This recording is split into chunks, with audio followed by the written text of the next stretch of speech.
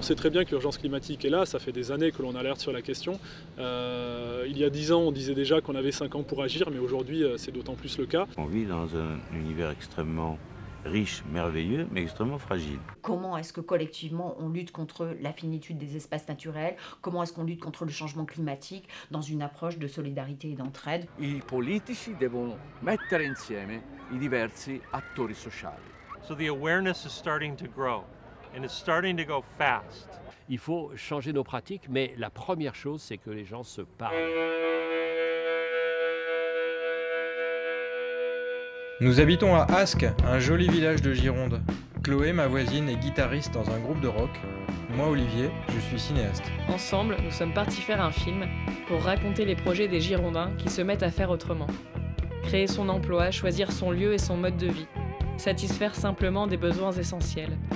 Être solidaire avec ceux qui en ont besoin. Rien de révolutionnaire, rien de violent ou de brutal.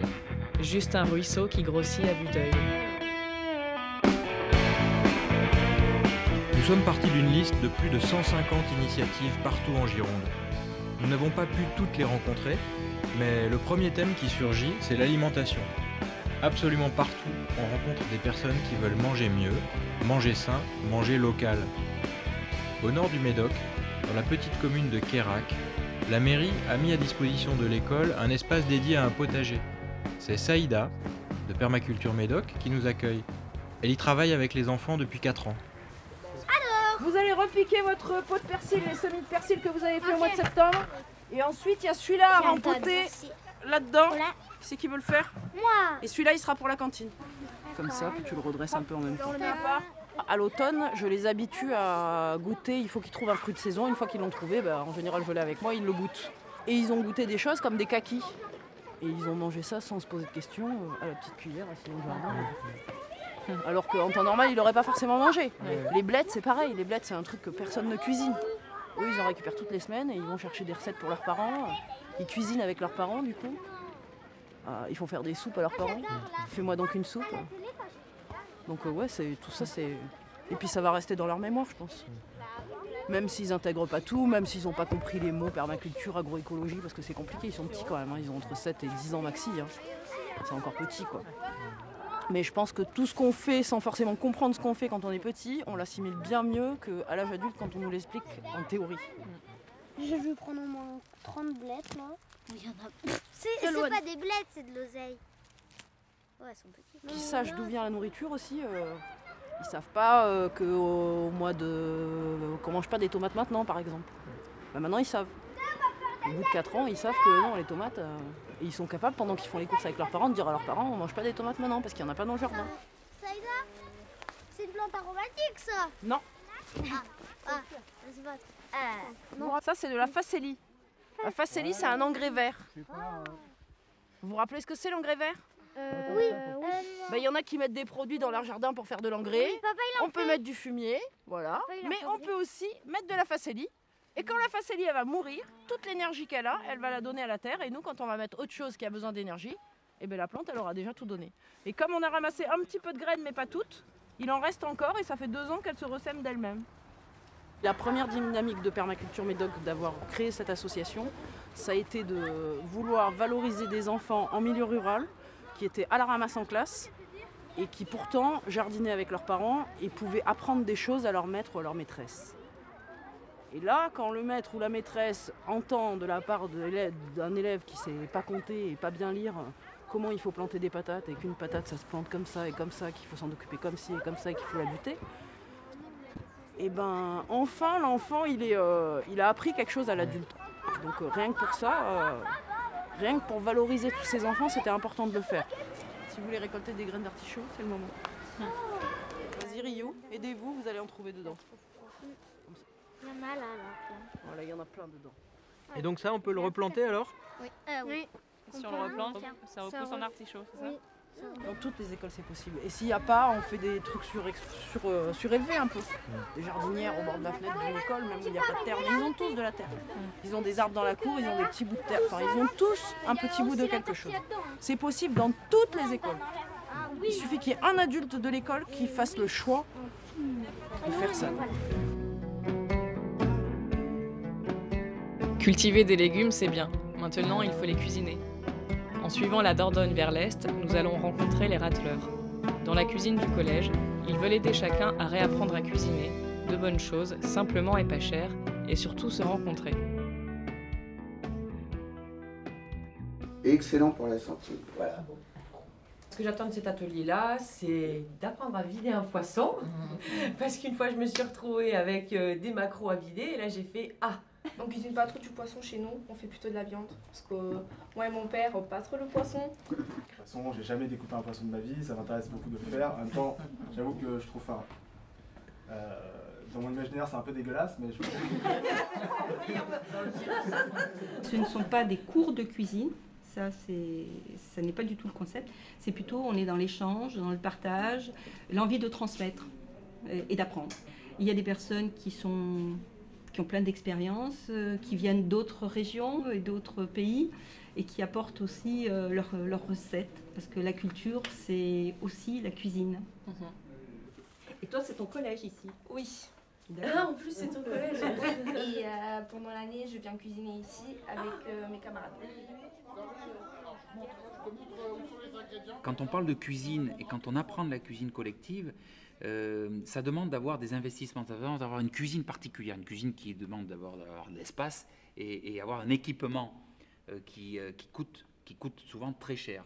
Et on se rend compte que sur les territoires, ces équipements existent, sont très bien dimensionnés, mais sont sous-utilisés en permanence et sont payés par la force publique, dont les contribuables d'ailleurs. On travaille sur des choses nouvelles, hein, vraiment, de l'innovation, ce qu'on va appeler pompeusement de l'innovation sociale. Nous, ce qui nous intéresse vraiment, c'est que ça soit vraiment brassé au maximum et que les personnes qui en ont vraiment le plus besoin puissent venir là. Et en plus, qu'ils peuvent apporter leur pierre à l'édifice en se valorisant et en valorisant les autres par rapport à ça. Donc ça permet aussi de co-construire en permanence. Ça pose sur un territoire d'autres regards et ça permet de se dire c'est possible, on peut travailler ensemble et on va travailler ensemble d'ailleurs.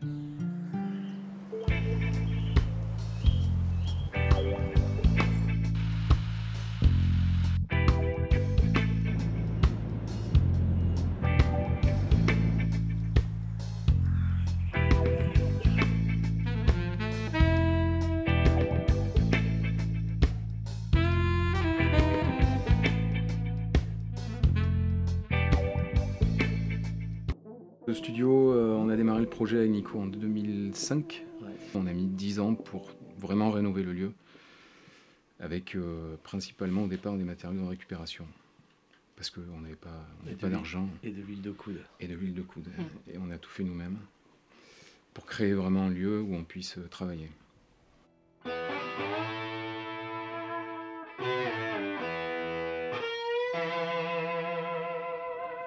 Ça fait voir qu'effectivement, une bande de musiciens est capable de se lancer dans une activité qui a un sens envers les autres, qui fédère. Il y a plein de choses à faire dans les campagnes. Et si on est plein de jeunes dynamiques ou moins jeunes dynamiques, mais plein de gens dynamiques à vouloir faire des choses dans les campagnes et qu'on s'unit et tout ça, et qu'on retrouve du lien entre les gens, les gens vont avoir envie de revenir à la campagne, de s'y trouver bien, de se cultiver, de s'amuser, de se divertir, d'y travailler, tout ça avec du sens. À un moment, on a expliqué aux gens que être agriculteur, c'était pas bien. On a fait des grands îlots de culture avec des gens qui ont des milliers d'hectares ou des centaines d'hectares à cultiver tout seuls, qui se tirent une balle au bout d'un moment parce qu'ils n'y arrivent pas. Si on remet les gens qui sont motivés dans les campagnes sur des petits îlots et qu'on se serre les coudes, ça va rouler. Moi, je m'en fais pas.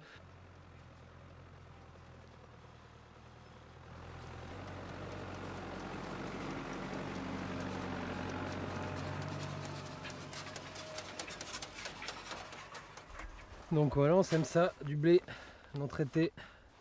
C'est du blé qui est destiné à faire de la farine. Donc voilà, il y a quelques petites impuretés dedans. Je sème dans des conditions un peu particulières. Là, ce sont des essais. Donc l'an dernier, il y avait du tournesol. Et en même temps que le tournesol a été implanté. Donc là-bas, il est plus joli, tu vois, là ça est bien réussi, du trèfle. Donc ça, c'est du trèfle nain. Le sol, tu vois, il est assez grumeleux, c'est hyper humide. On a quand même laissé beaucoup de résidus de récolte qui devraient être, normalement, si l'activité du sol est bonne, qui devrait se dégrader dans l'année. Et voilà, les micro-organismes, les vers de terre et tout ce qui s'ensuit, ça va faire le boulot à la place d'une charrue ou à la place d'un outil qui va pas être très bénéfique pour le sol.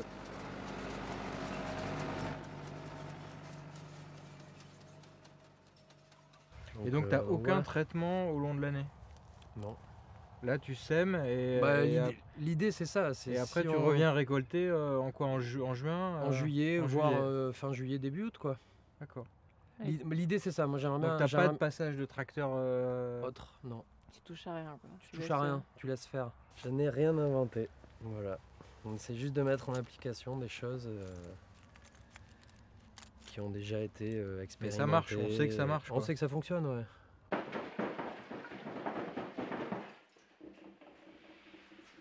Donc voilà, on fait ça pour lui redonner un petit peu de vie. C'est-à-dire que l'oxygène en fait. On lui met un peu d'oxygène, on lui redonne un peu de mouvement. Donc voilà, du levain, un thermomètre. Et là, avec ça, tu vas faire combien de... Avec ça, je vais faire... normalement, il va y avoir là 33 ou 34 kg de pâte, même plus. Ça va faire 27 kg de pain à peu près.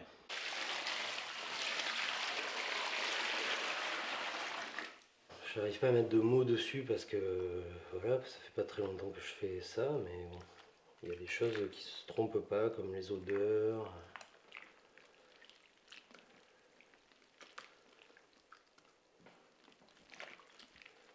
Tous les gens qui font un peu de la démarche comme ça, faire du pain avec des variétés anciennes, faire remettre au goût du jour des légumes, tout ça, ils s'aperçoivent que les problèmes disparaissent et que la plante elle est bien dans son élément naturel. Ça devrait être un jeu d'enfant de faire de l'agriculture parce que c'est tellement compliqué que plus personne veut en faire. On crée de l'emploi pour des besoins complètement secondaires et on crée plus du tout d'emploi pour des besoins primaires. Et ça c'est pas possible, ça pourra pas marcher indéfiniment, quoi.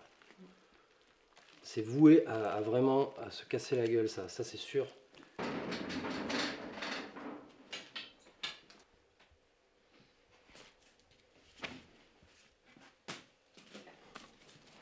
C'est un peu chaud. Ça sent la farine cuite. Et voilà. Donc du coup, si je veux t'acheter du pain... Tu viens ici, une fois qu'il est commandé, j'explique aux gens comment ça se passe. La première fois, je les accueille et tout ça.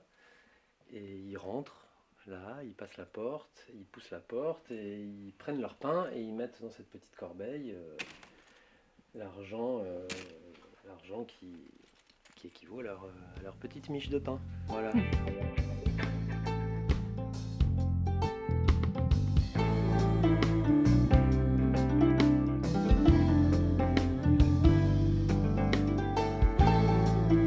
Peu à peu, s'esquisse le portrait de personnes qui remettent au goût du jour des usages anciens en y apportant un savoir et une précision résolument modernes.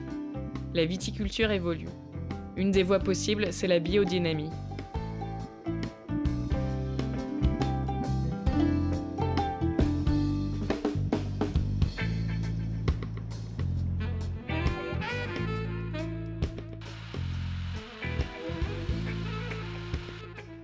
On va suivre le flux de sève. Et aussi dans la taille, il y a la période qui est importante.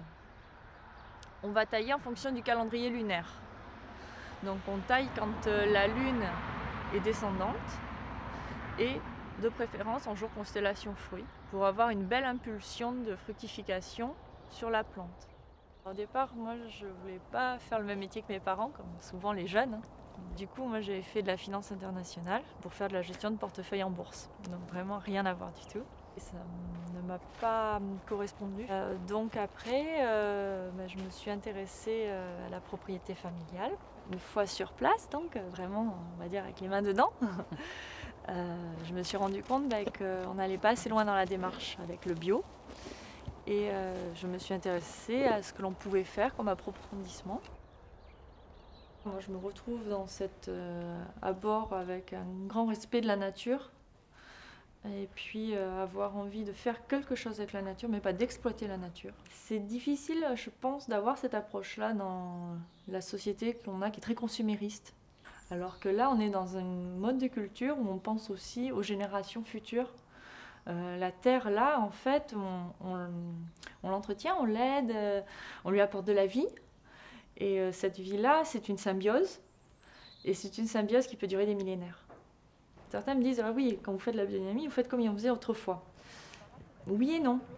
On fait comme autrefois dans le sens où on va travailler les sols, on va en prendre soin, on ne va pas mettre de produits chimiques.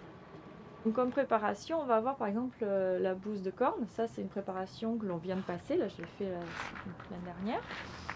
Donc, pour l'élaborer, on prend une corne de vache que l'on va garnir de bouse de vache. Et après, on l'enterre pendant 6 mois dans le sol, septembre à mars. Dans le sol, ça va se transformer en humus, une sorte de terreau, très riche en micro-organismes, que l'on va mélanger à de l'eau dans le dynamiseur pour faire le principe d'une dilution homéopathique. Donc on utilise 100 grammes à l'hectare et c'est dilué dans à peu près 30 à 32 litres d'eau à l'hectare. Voilà, donc c'est vraiment des petites quantités.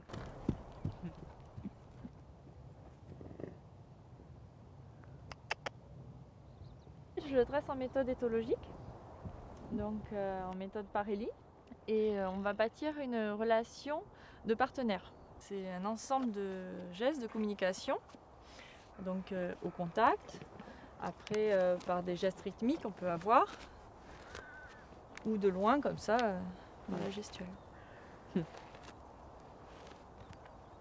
Et après il y a la voix aussi bien sûr. Hein, là. Go.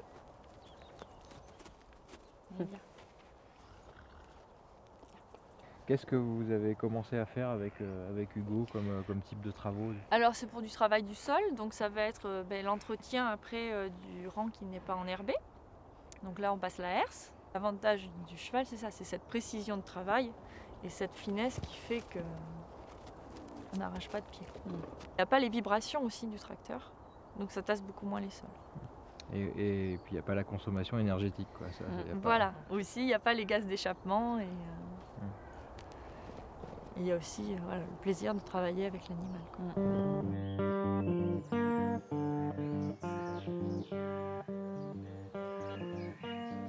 They're highlighting or illuminating solutions, helping people understand the positive things we can do and how it can make a positive difference very quickly. Au départ, c'est très compliqué d'aborder ces questions-là et de se laisser sensibiliser à la question de l'alimentation, à la question économique, la question de conservation de la biodiversité, parce que ça questionne des choses qui sont ancrées en nous, des habitudes culturelles, des habitudes d'éducation, et forcément remettre en cause tout ça, ça veut dire remettre en cause son quotidien. Tout doit être différent, on doit organiser les choses différemment, et donc ça laisse la place à plein d'initiatives pour aller effectivement vers une révolution des pratiques.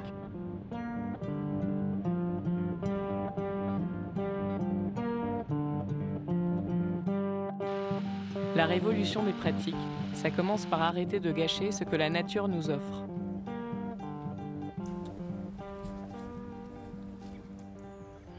Le bocal local collecte des fruits et légumes inutilisés ou abandonnés pour les redistribuer à ceux qui en ont besoin. Donc là on a 13,9 kg de nèfles gratuites. Ouais, plus 11. On n'a rien pris à personne. Non. C'était de toute façon perdu et abandonné. Ouais, exactement. Moi, ce qui m'avait interpellée, en tout cas personnellement, c'est qu'on se dit qu'au niveau mondial, tout ce qui est jeté permettrait de nourrir la planète. Donc travailler et pour aider d'autres à se nourrir, c'est possible aussi, quoi. Ouais. Parce que typiquement, c'est une des actions clés de ce que fait le bocal local. C'est comme finalement la permaculture où on apprend à travailler, à cultiver en fonction de la nature, mais c'est du bon sens. Mais c'est tellement évident qu'en fait, je pense qu'on n'y pense pas. On ne dit pas que c'est possible.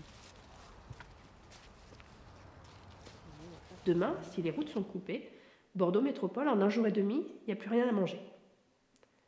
Et on se rend compte qu'il va falloir quand même commencer à regarder au-delà des murs métropolitains, des rocades, etc. et de se dire qu'on a besoin des territoires à proximité et qu'il va falloir les aider à continuer d'avoir un dynamisme comme ça, parce que derrière, ça impactera aussi directement la qualité de vie en métropole. Cette logique d'un revenu de base ou universel, je pense qu'on est sur le bon département pour en parler, département pionnier. Je pense en effet que ça peut donner Un déclic à pas mal, qui ont des projets, qui ont l'envie, mais qui ont peur de la précarité. Permettre l'émergence de nouveaux projets, c'est aussi le rôle des collectivités et de l'État. Les citoyens innovent. Ils attendent en écho que leurs élus soutiennent et accompagnent leur démarche.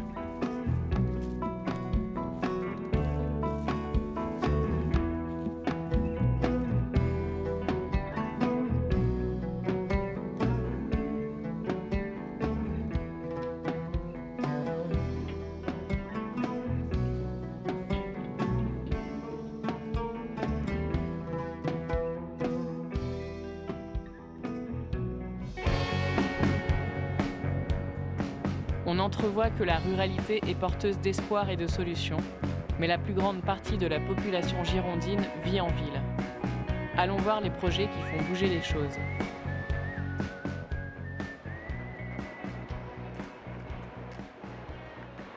Souvent, on me demande de résumer Darwin en quelques mots, en me disant mais c'est quoi?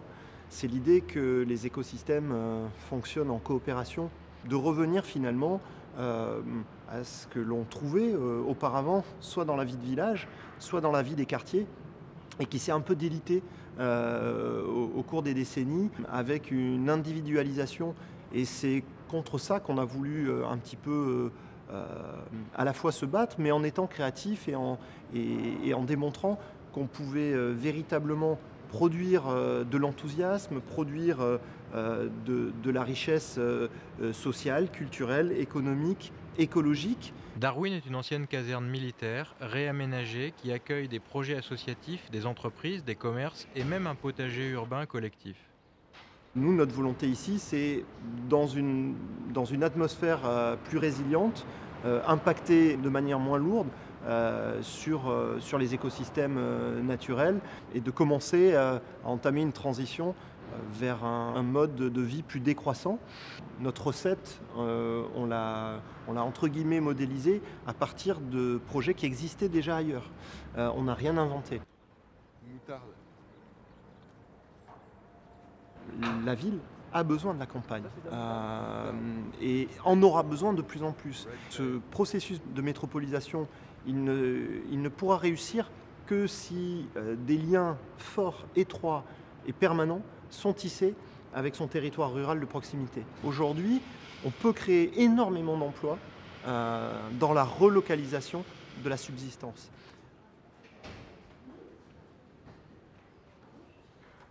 On a besoin de créer du numérique utile et pas futile, et surtout moins gourmand en ressources, moins gourmand en énergie. On essaye d'intégrer cette notion de low-tech, de frugalité et de va-et-vient entre des utilisations technologiques et des utilisations très, très artisanales. Et je crois beaucoup à ces mélanges des styles où finalement on donne à lire qu'on n'est pas dans un dogme du retour à l'âge de pierre. On est toujours dans une recherche de l'émotion, du désir, de l'envie, parce qu'on ne s'adaptera pas aux changements qu'on doit nécessairement mettre en place sans envie, sans espoir. Quelques pas plus loin, nous entrons à la fabrique Paula où se déroule l'Open Bidouille, une manifestation qui réunit des bricoleurs de toutes sortes.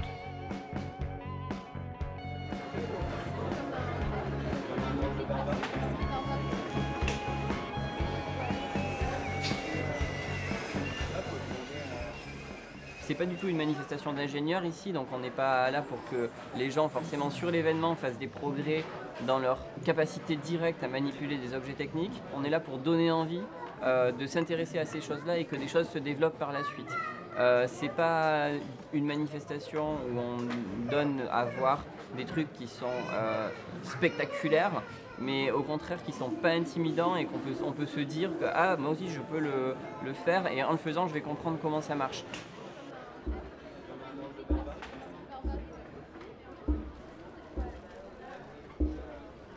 Comme disait Jacques Brel, il ne croyait pas au génie, il ne croyait pas au talent. Il disait ce qui compte c'est l'envie d'être quelque chose, l'envie d'être artiste, l'envie d'être chercheur, l'envie d'être je sais pas quoi. Donc vous avez vu que c'était pas très lourd. Maintenant, ce qui est intéressant, c'est le côté pratique. On interchange ce cadre avec 9 outils différents qui vont du planteur de précision au collecteur de patates, au désherbeur thermique. Tous les outils classiques du travail du sol. Ouais, mais désherbeur thermique. À la différence qu'on apprend à les autoconstruire. Donc l'intérêt, c'est que ça, c'est accessible à tout le monde. Charles a installé sur les quais de Bordeaux son projet de ferme maraîchère autoconstruite et autonome en énergie pour montrer au plus grand nombre que c'est possible. Que le changement, il peut être radieux. Et donc nous, on est là pour aider autour de la glutamine des maraîchers à s'installer pour devenir justement des paysans radieux. On est sur des techniques où on respecte les hommes et les sols. Pour la première fois, ils arrivent effectivement à avoir une rémunération qui est valorisante parce qu'ils vendent en amas, en circuit court. Ils connaissent tous leurs clients. Leurs clients ne leur fournissent pas que de l'argent. Ils leur amènent effectivement de la bonté, de la bienveillance, de la gratitude pour faire pousser effectivement toutes ces jolies choses et leur permettre de savoir pour la première fois ce qu'ils mangent, d'où ça vient. Si on venait subventionner l'agriculture raisonnée comme on le fait avec la conventionnelle, on serait en train de créer des emplois, de l'innovation, de la recherche, ce qu'on a toujours su faire en Aquitaine avec l'aéronautique par exemple. Mais si en plus d'avoir la sylviculture et la vitivinie, on commençait à s'intéresser à des sujets essentiels comme l'alimentation locale, saine, pour nourrir le plus grand nombre. On deviendrait, au niveau mondial, on a tout en Aquitaine, en laissant place à l'intuition, au bon sens paysan, à des valeurs qu'on a complètement perdues. L'échelle de temps, elle va être très très rapide, parce que la jeune génération, plus que l'ancienne, a besoin de voir ces changements. Ils ont besoin de messages d'espoir et de croire en l'avenir. Le parc des Coteaux surplombe la ville de Bordeaux. Les communes gestionnaires se sont associées pour produire un projet innovant intitulé La sagesse des jardiniers. L'enjeu est de créer un vaste espace de coopération pour humaniser, dynamiser et revaloriser les métiers du jardin et du paysage. Déjà, le parc des Coteaux, c'est 240 hectares, c'est quand même une belle surface. Et alors, à l'échelle de la métropole, on en a d'autres, des territoires aussi grands. On a la vallée des Jalles, on a la Velle de Loubourne, et puis ici, on peut le voir au loin, on a la forêt, on a le plateau landais en fait. Notre horizon ici, c'est le plateau landais. Mais du coup, ces 240 hectares, majoritairement boisés en plus, c'est un peu comme un climatiseur de la métropole. Ça contribue énormément à ça. Aujourd'hui, avec ces questions de réchauffement climatique, etc., on peut imaginer que tout cet ensemble de nature contribue à améliorer la qualité de l'air de la métropole. Vous êtes en zéro pesticide. On est en zéro phyto sur toute la ville de Senon depuis 2015. Les efforts qui sont menés par la ville, par les 4 villes, Bassins, Lormont, Senon, Florac, permettent aujourd'hui de quantifier toute la biodiversité qui se développe grâce à ça. C'est aussi une source de lien ici, puisqu'on a été capable, 4 communes qui habituellement collaborent, mais là c'est une vraie collaboration, de se mettre tous ensemble autour de la table et d'avancer tous dans le même sens pour préserver un patrimoine commun sur plusieurs kilomètres, justement pour mettre en valeur ce patrimoine. Donc là, il y a un vrai lien qui s'est créé avec nos collègues des autres collectivités, il y a des vrais échanges qui existent sur les pratiques, sur les méthodes, sur le matériel, sur les formations. Donc c'est aussi un lien que l'on ne retrouve pas forcément partout.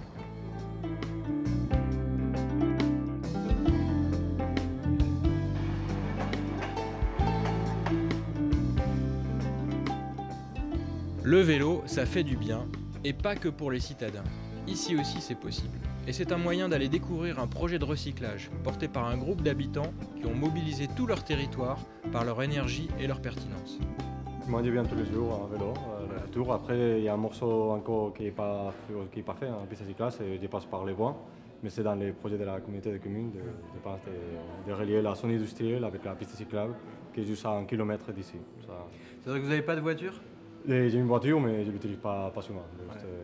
Je suis à fond mobilité douce. Mais pour aller faire les courses, aller acheter les pains, amener les enfants à l'école, je pense que là, les vélos, c'est l'alternative à la voiture.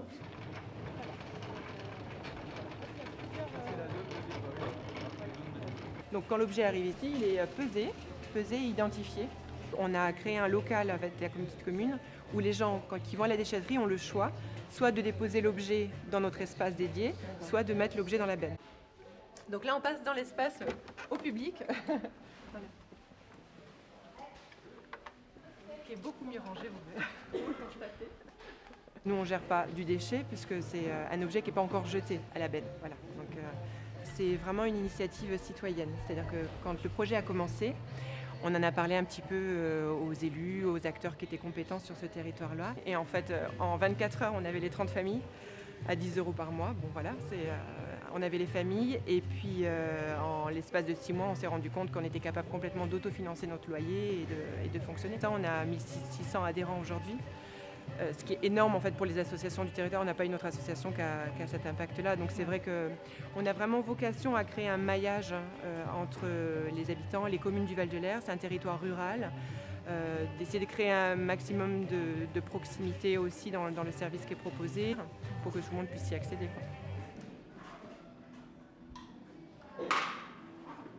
On est bénévole, mais on fait ce qu'il faut, mais on n'est pas quand même à toute allure, je dirais. Nous restons quand même au niveau de notre âge, de notre retraite, etc. Quoi, voilà. J'adore, moi, le rapport avec les adhérents, les clients, quoi, je veux dire. C'est des gens qui posent des questions, qui sont contents de venir aussi et qui le transmettent. C'est vraiment très, très agréable. On va y arriver, c'est sûr. Nous, on est sûr. Hein. Depuis le début, on sait que ça va marcher. Ça demande beaucoup d'énergie, mais c'est chouette. Porté par les élus et une collectivité, le Smigval Market est carrément une première mondiale qui suscite curiosité et admiration. Le principe du supermarché inversé est très simple. On dépose les objets qu'on ne désire plus et d'autres usagers peuvent les récupérer gratuitement. La vie des objets se poursuit et se transmet grâce à la collectivité qui réduit la quantité faramineuse de déchets enfouis. Les déchets deviennent des ressources.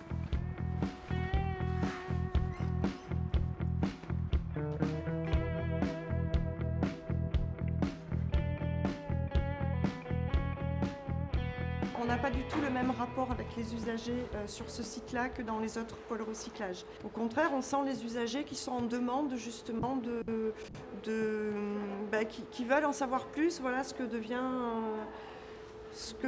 le métal, les végétaux, tout ça. Enfin, ils nous posent beaucoup plus de questions que dans les autres pôles recyclage. Ouais. D'ailleurs, on n'est plus des agents d'accueil de pôle recyclage, nous sommes des agents valoristes. On valorise le déchet, qui n'est plus un déchet. On a baissé de 60% le taux de déchets enfouis par rapport à l'ancienne déchetterie qu'on avait avant. Après, on tend vers le zéro déchet, effectivement, puisque là, les objets, du coup, ils ont une seconde vie. Donc, au lieu de les jeter ou même de les recycler, on les donne. Alors là, les gens s'en aperçoivent effectivement avec la Maison des Objets, quand ils donnent ou même quand ils viennent pour se promener et qu'ils voient qu'ils peuvent repartir avec des objets gratuitement en plus. Et ça les embêtait de les jeter, donc ils les gardaient. Et puis là, maintenant, du coup, ils nous les amènent ici. Ouais. On a plein de visites. Là, en ce moment, on en a quasiment une visite par jour de gens qui viennent des 4 coins de la France. On a même des gens de pays extérieurs qui viennent. On a eu le duché du Luxembourg cet été qui est venu. Voilà, donc ils viennent prendre des infos et puis voilà. C'est renommé, hein, le Smigval Market. Hein, et on en est fiers. C'est vraiment l'économie circulaire. Hein, voilà, faut que les élus, faut que ce soit une motivation des élus. Le Smigval insuffle un peu l'idée. Après, les élus suivent ou pas. Ici, on a la chance d'avoir des élus qui suivent, hein, donc c'est bien. Mais avec toutes les visites qu'on a, on se rend compte que voilà, ça touche quand même, même d'autres communes qui ne font pas partie du territoire du Smigval, ça les touche quand même. Et voilà, ils percutent et peut-être ce serait bien de faire la même chose. Finalement, les hommes politiques ont peur de lancer des choses parfois, de peur que le citoyen ne réponde pas, mais en fait non, les citoyens ils sont en attente de ça, ils attendent qu'une chose, c'est qu'on leur apporte des solutions pour pouvoir s'engager dans la préservation de la planète. I cittadini da soli non possono avere il peso del pianeta sulle sole loro spalle. People around the world are becoming more aware of solutions, environmental solutions. They're becoming aware of the concept of zero waste. Pendant sa pause déjeuner, entre midi et 2h, Charline est rentrée à la maison faire manger ses enfants. Elle en profite pour nous présenter sa démarche zéro déchet. facile pour réduire nos déchets, ça a été de commencer par les courses. Au niveau des fruits et des légumes, on est passé par du local. Donc on a trouvé une petite association sur Socat qui fait du maraîchage associatif, quoi. Sinon on va au petit marché, il y a plein de petits marchés locaux. Avec nos sacs en tissu, donc pour éviter justement les sacs en papier, les sacs en plastique. Donc on en a fabriqué des sacs en tissu avec des anciens rideaux, des t-shirts, des t-shirts des enfants du coup qu'on a recyclés. Voilà, après chez les producteurs on arrive avec notre petite boîte, comme ça évite encore certains papiers. Alors tous ne jouent pas le jeu, mais ça marche un peu. Ouais. Et puis après on va fabriquer tout ce toute notre alimentation en fait. Par exemple pour les garçons, le goûter, on n'achète plus de biscuits emballés. C'est vous qui les faites? C'est moi qui fais, voilà. Les compotes en gourde, on n'a plus. Alors c'est dommage parce que c'était pratique. On a fabriqué les shampoings, on fabrique le liquide vaisselle. Le liquide vaisselle. La lessive aussi, non? La lessive on la fabrique. Les petits cotons à démaquiller. Là j'ai mon dentifrice. Dentifrice, tu fais ça comment? Bicarbonate. Du bicarbonate, de l'argile blanche et puis un peu d'huile essentielle pour avoir bonne haleine, quoi. D'accord. Pas beaucoup, hein, parce que finalement on n'a pas besoin de... Ça marche bien? Ouais, oui, ça marche bien. Ouais. Et là j'ai le déodorant. Dedans je fabrique le déodorant. Tous les jours, j'allais à la poubelle, quoi. Je me disais non, c'est pas possible. Bon, ça se fait que tous les jours j'aille remplir ce container et on faisait le tri déjà. Et puis j'avais aussi envie de, lui étant tout petit, j'avais aussi envie de lui offrir autre chose à manger que des produits industriels, quoi. Et après on s'est rendu compte effectivement économiquement c'était peut-être un bon plan.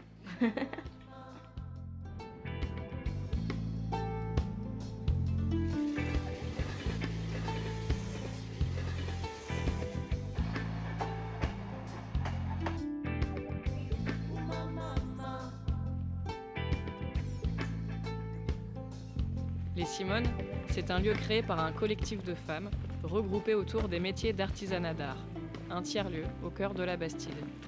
Elles vendent leurs créations, s'y réunissent, exposent des œuvres et accueillent des enfants pour les sensibiliser à l'art. Bonjour. Ouais. J'adore un chapeau parce que d'abord ça tient chaud aux oreilles. Ah, génial. Génial, merci. Simone permet de porter les valeurs de l'artisanat, de savoir mieux se vendre, ne pas avoir honte aussi de vendre ses créations et de vivre de sa passion, parce que c'est ça aussi, c'est pouvoir changer le regard là-dessus. On transforme la passion en un métier, voir si en face on peut le transformer avec un modèle économique et pouvoir en vivre tous les mois. Créer son emploi sur un territoire, sur là où on vit, revenir à ça. Enfin, il y a des aberrations quand même d'aller fabriquer à l'autre bout du monde des matières premières qui vont ensuite revenir, enfin, transiter, etc. Enfin, là, on est sur une autre notion. On vit sur un territoire, on a envie d'y travailler. Là, c'est incroyable. On fait les choses ensemble, en se réunissant, en mutualisant les savoir-faire et en apprenant des uns des autres. C'est vraiment l'idée de Simone, de travailler avec les autres, de ne pas travailler non plus en vase clos, de se connaître et de pouvoir réfléchir ensemble à une manière d'aller plus loin. C'est de se raconter des histoires. Alors on l'a fait tout au long de l'année dernière sur... Nous, on aime bien venir ici pour exprimer nos émotions, pour dessiner des choses, pour avoir... Dire des choses. Oui. Et voir des nouvelles choses dans nos têtes. Une recette, parce qu'on mange bien. Ici. Ah, mais c'est important de bien manger. Hein. Un requin. Non, je pense pas. Un requin. Une baleine.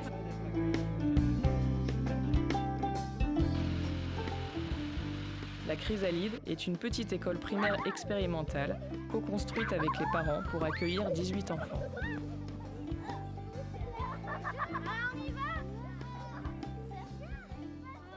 on est parti de ce qu'on avait, on va dire, un bâtiment, des idées, et on a construit ce projet autour de valeurs, mais en se disant que effectivement l'argent, par exemple, ne devait pas être un obstacle.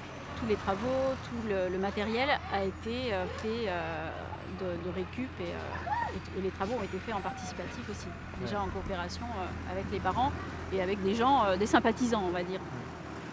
Pendant un bon moment, on l'a rénové parce qu'avant ici c'était un gîte et pour le chemin de Compostelle, donc il a fallu tout rénover. Tout ça, toute cette participation crée du lien. Et le lien, pour moi, c'est la base de tout. C'est très riche et en fin de compte, on se rend compte que on se connaît, on apprend à se connaître avec les parents, avec les enfants, et que c'est un ensemble de choses, c'est une entité et ça vit. Nous, ce qui nous paraissait important, c'était de resituer l'homme par rapport à la nature. L'environnement dans lequel on évolue est aussi témoin de cette envie qu'on avait, puisqu'on est dans une ferme en agriculture bio. C'était important aussi, notre point d'atterrissage. Les enfants font tous les jeudis après-midi une après-midi de jardinage, de permaculture.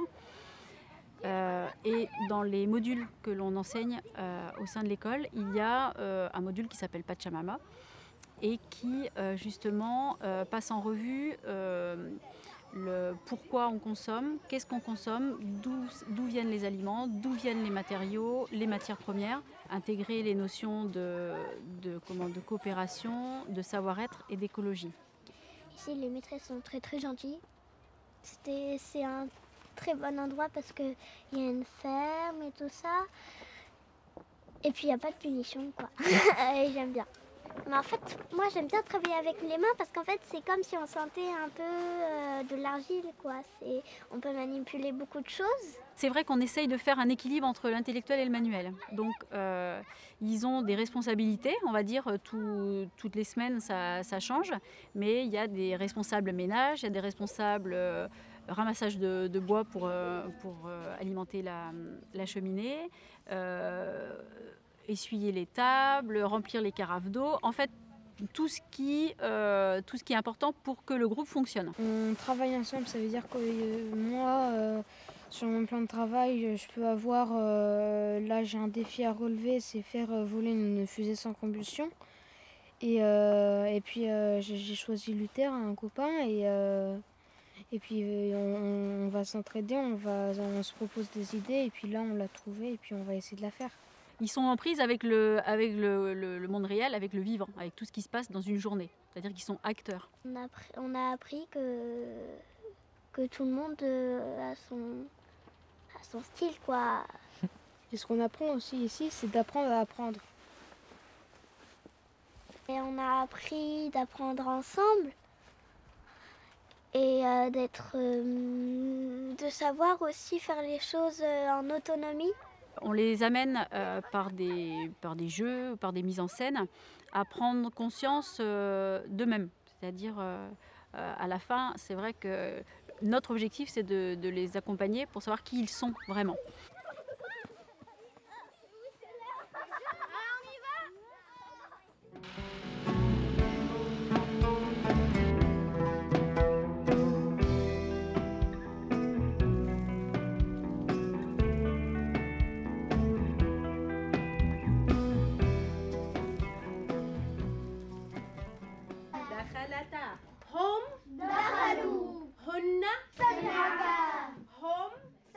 L'association CHAM travaille sur l'apprentissage des langues françaises et arabes pour faciliter l'inclusion des jeunes réfugiés syriens.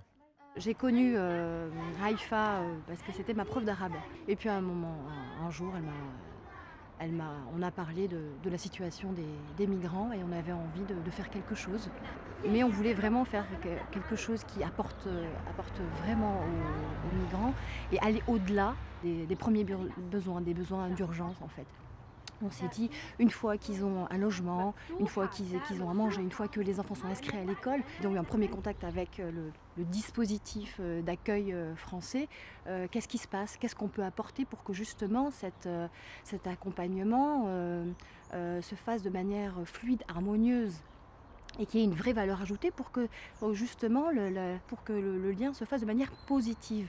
On a réservé cette salle pour aider des gens à se souvenir de leur langue ou à l'apprendre, ceux qui ne savent pas. Et c'est bien d'apprendre d'autres langues, ça fait plaisir. Et aussi c'est dommage aussi de perdre sa langue. On ne peut plus parler avec sa famille, on ne peut plus parler avec ses amis. On parle de la culture, de l'apprentissage du français et de la langue qui est le premier vecteur de la culture. C'est indispensable évidemment d'apprendre le français, mais on s'est dit que c'était aussi très important de ne pas perdre sa langue maternelle pour essayer de ne pas démembrer l'identité culturelle dans toute sa complexité pour l'enfant, parce que c'est un peu le ciment justement du bien-être et de l'équilibre familial qui est la première cellule de la société, et pour pas créer justement de malaise ou de mal-être, parce qu'il n'y a rien de pire que de perdre sa langue maternelle ou de se couper de ses origines. Si tu aimes parler français, fais un bisou. Si tu aimes parler français, fais un bisou. Si tu aimes parler français, si tu aimes bien chanter, si tu aimes parler français, fais un bisou. Ce qui caractérise Cham aujourd'hui, c'est que c'est la culture des Syriens, la culture des Français, mais c'est ici et maintenant, tout de suite, dans l'environnement immédiat, et être utile avec ses voisins. Et on est ravis parce que ça marche en fait, ça marche. On a 13 familles aujourd'hui, 13 familles syriennes qui sont parrainées par des gens, par des Français. On construit quelque chose, là il se passe quelque chose qui n'est pas anodin, et la manière dont on envisage les choses avec ses enfants, qui sont nos voisins, qui sont aussi les compagnons de nos enfants aussi. On est en train de semer quelque chose de très important pour l'avenir. Je pense que notre attitude, d'abord, elle est moralement absolument inqualifiable. Quand des gens viennent à vous, il faut les accueillir. Et en plus, si on ne le fait pas, ben ça va aller s'empirant.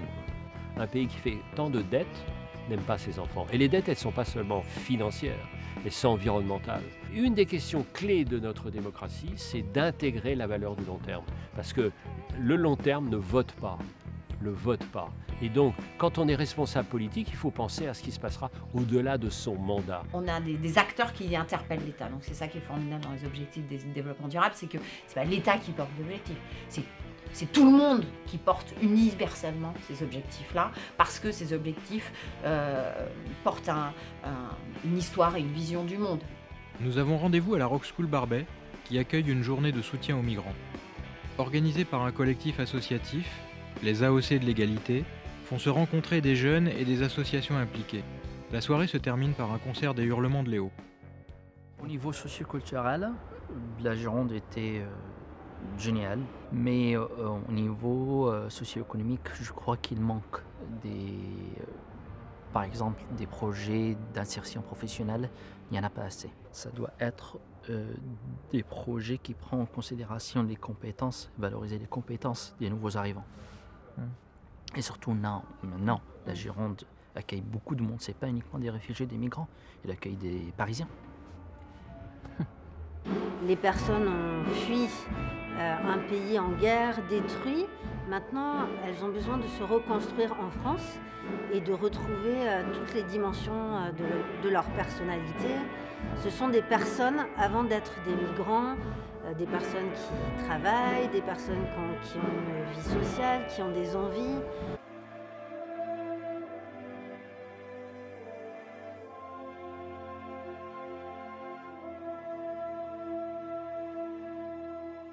Comme vous l'avez vu dans cette vidéo, et comme vous le savez certainement, la Syrie a traversé depuis 2011 énormément de choses très très difficiles.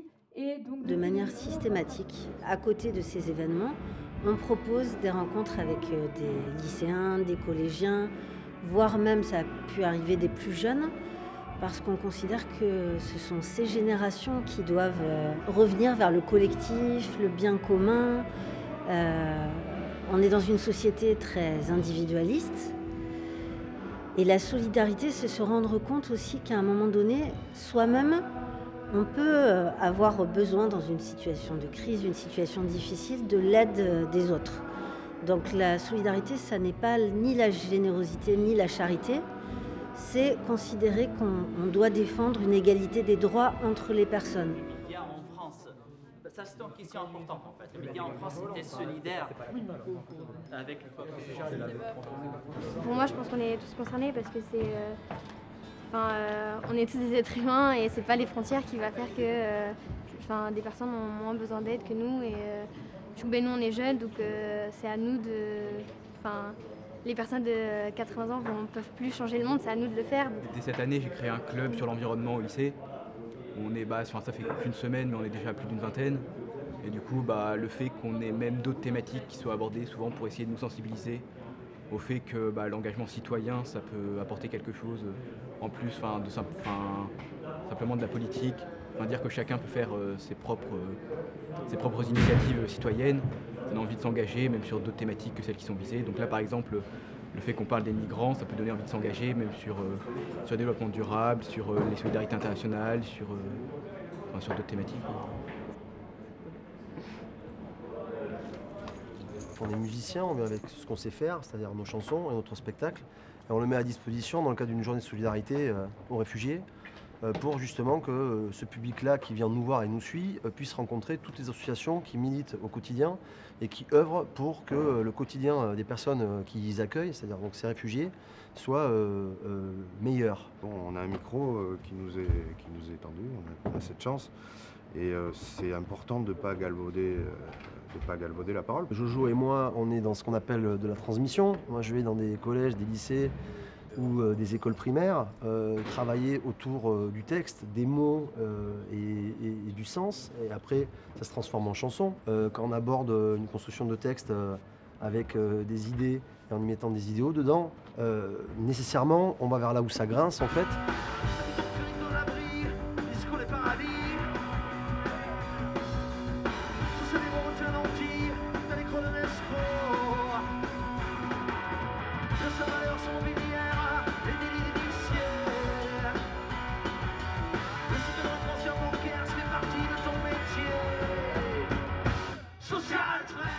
Si on part tout de suite du principe qu'on ne va pas y arriver, ça ne sert à rien d'essayer. Donc, autant partir du principe qu'on va réussir, mais que ce n'est pas en laissant les autres réussir que ça va marcher.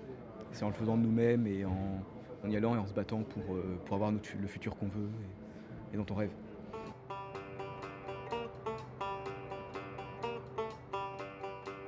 Le voyage ne fait que commencer. Le mouvement qui s'amorce et s'amplifie chaque jour est porteur d'un espoir pour construire la société de demain solidaire et vertueuse. Citoyens, associations, entreprises, collectivités se retrouvent dans les initiatives et cherchent de nouvelles voies de progrès commun. Il reste beaucoup d'obstacles à franchir, mais tous ceux que nous avons croisés s'emparent de leur présent et de leur futur avec un enthousiasme communicatif. La Gironde s'invente. C'est ici et maintenant que ça se passe, et avec vous,